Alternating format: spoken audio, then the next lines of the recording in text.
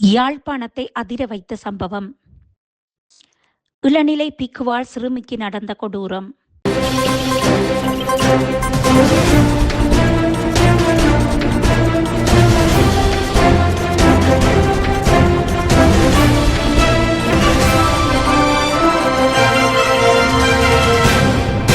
மக்கள் தடுமாறும் பொழுது மதங்கள் அவர்களை பூரண மனிதராக்கும் என்ற கோணத்தில் மக்கள் செறிந்து வாழும் பிரதேசங்களில் ஆலயங்கள் அமைக்கப்படுவதும் ஆலய வழிபாட்டை முதன்மைப்படுத்திய வாழ்க்கை நெறி இம்மத்தியில் புழக்கத்தில் உள்ளது. இதற்கு சாட்சியாக கோயில் இல்லாத ஊரில் குடியிருக்க வேண்டாம் என்று கூறும் வழக்கம் நம்மவர்களின் மனதில் பதியப்பட்டுள்ளது. இதன் அடிப்படையில் தான் அமைக்கப்பட்ட ஆலயங்களும் அண்டியுள்ள வீடுகளும் மக்களின் வாழ்வியலோடு ஒன்றியிருக்கிறது. இதேபோல்தான் 1995 ஆண்டு காலப்பகுதிக்கு பின் வடமாகாணத்தில் உள்ள யாழ் மாவட்டம் முழுவதுமாக அரச கட்டுப்பாட்டுக்குள் வந்தது. மக்களின் நடமாட்டம் பயத்துடன் ஆரம்பமானது. காரணம், எங்கும் இராணுவ முகாம், வீதி சோதனை சாவடி, உடல் பரிசோதனை என்று மக்கள் நடமாட அச்சப்பட்ட நேரத்தில் இராணுவத்தின் அதிகாரம் மறைமுகமாக ஓங்கப்பட்டது. இதற்கு சாட்சிதான் நாவக்குழியில் கட்டப்பட்ட விகாரை. இராணுவத்தினால் கட்டப்பட்ட விகாரை இராணுவத்தின் பாதுகாப்புடன் பூசை வழிபாடுகள் நடைபெற்று வந்தன. பின்னாளில் கொழும்பிலிருந்து வருபவர்கள் யாழ்ப்பாணத்துக்குள் நுழையும் பொழுது முதலில் செல்வது இந்த விகாரைக்கு என்ற வடிவில் இருந்து வருகிறது. இந்த விகாரையில் உள்ள விகாராதிபதியின் கீழ் இளநிலை பிக்குகள் இங்கு தங்கியிருந்து கற்றல் செயற்பாடுகளில் ஈடுபட்டு வருகிறார்கள். இந்த நாவற்குழி விகாரைக்கு அருகில் குடியேற்றப்பட்ட மக்கள் பலர் வசித்து வருகின்றனர். ஆனால் இவர்களுக்கான குடிநீர் வசதிகள் இவர்கள் குடியேற்றப்பட்ட இடத்தில் இல்லை. தமக்கான குடிநீர் தேவையை பூர்த்தி செய்வதற்கு நாவக்குழி விகாரைக்கு மக்கள் செல்ல வேண்டிய நிலை இருந்து வருகிறது.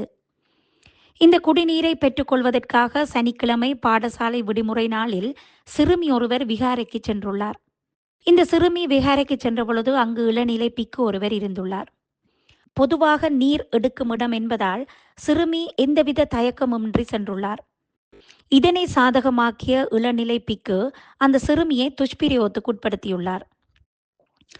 இச்சம்பவத்தை தொடர்ந்து பாதிக்கப்பட்ட சிறுமி தனது தாயாருக்கு தனக்கு நடந்த சம்பவம் தொடர்பில் தெரியப்படுத்தியதை அடுத்து சிறுமியின் தாயாரால் சாவகச்சேரி போலீஸ் நிலையத்தில் முறைப்பாடு செய்யப்பட்டது. இம்முறைப்பாட்டின் பிரகாரம் விசாரணைகளை முன்னெடுத்த போலீசார் குறித்த இளநிலை பிக்குவை கைது செய்துள்ளதுடன் நீதவானின் வாசஸ்தலத்தில் முற்படுத்தியதை அடுத்து எதிர்வரும் 2ஆம் திகதி வரை குறித்த இளநிலை பிக்குவை விளக்கமறியலில் வைக்க உத்தரவிட்டுள்ளார். ஆனால் இந்த சம்பவத்தில் நடந்த வேதனையான விடயம் என்னவெனில், பாடசாலை மாணவி ஒருவர் ஒரு இளநிலை பிக்குவால் துஷ்பிரயோகத்துக்கு உட்படுத்தப்பட்ட நிலையில் நாவக்குழி கிராமமே கொந்தளிக்கும் பொழுது இந்த பிக்கு சார்பில் ஒரு பெண் சட்டத்தரணி சென்றதுதான் வேதனையான விடயம். சட்டத்தரணிகள் அவர்களின் தொழிலை செய்ய வேண்டும். அது அவர்களின் தனிப்பட்ட விருப்பம். இதில் எந்த ஒரு கருத்தையும் யாரும் சொல்ல முடியாது. ஆனால் இங்கு ஒரு சிறுமி பாதிக்கப்பட்ட நிலையில் இளநிலை பிக்குவின் சார்பாக வாதாட ஒரு பெண் சட்டத்தரணி சென்றதுதான் பலருக்கும் கவலையையும் வேதனையையும் ஏற்படுத்தி இருக்கிறது. நாவக்குழி விகாரையில் நடந்த சம்பவம் பலருக்கு யாழ்ப்பாணத்தில் பாடமாக அமையும் என்பதே எம் கருத்து. இன்று நாவக்குழி, நாளை கைதடி, மறுநாள் கிளிநொச்சி என்று நடக்காமல் இருப்பதற்கு பெற்றோராகிய நாம் விழிப்படைய வேண்டும்.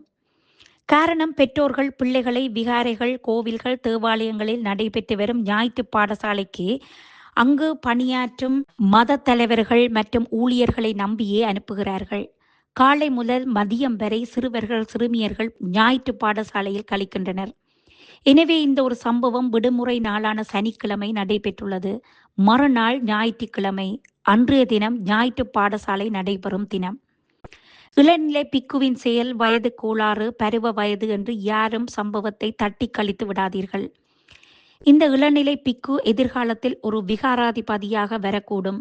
எனவே வழக்கறிஞர்களின் வாத பிரதிவாதங்கள் என்னவாகவும் இருந்துவிட்டு போகட்டும். பாதிக்கப்பட்டது எமது பிள்ளை என்பதை அனைவரும் உணரும் நிலை உருவாக வேண்டும். எமது அரசாங்கம் NPP அரசாங்கம் என்று ஆளுநர் அலுவலகத்தில் மார்தட்டிய அமைச்சரும் பாராளுமன்ற உறுப்பினர்களும் இந்த விடயத்தில் ஏன் மௌனமாக இருக்கிறீர்கள்?